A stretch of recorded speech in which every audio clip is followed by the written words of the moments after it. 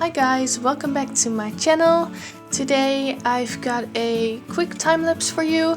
Actually, I will put the longer tutorial of this drawing online soon, so stay tuned for that. But this is just a time-lapse of a wolf eye I drew.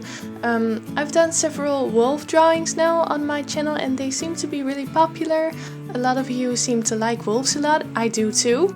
So I thought, let's draw a wolf eye in colored pencil.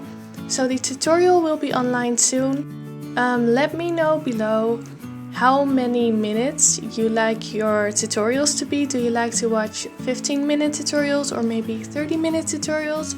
Let me know what you think is a good amount of minutes for a tutorial on YouTube. So let me know below, and I hope you like this tutorial. I used Faber Castell Polychromos and a white Caran d'Ache luminance on Canson 1557 paper, and I also used a mechanical pencil for the sketch. So for now I just let you watch. I hope you'll enjoy it and stay tuned for the tutorial. Also, I want to say a big thanks to all my supporters over on Patreon for supporting me in what I do and for enabling me to be able to continue to make these videos for you guys. So thank you so much to all my Patreons.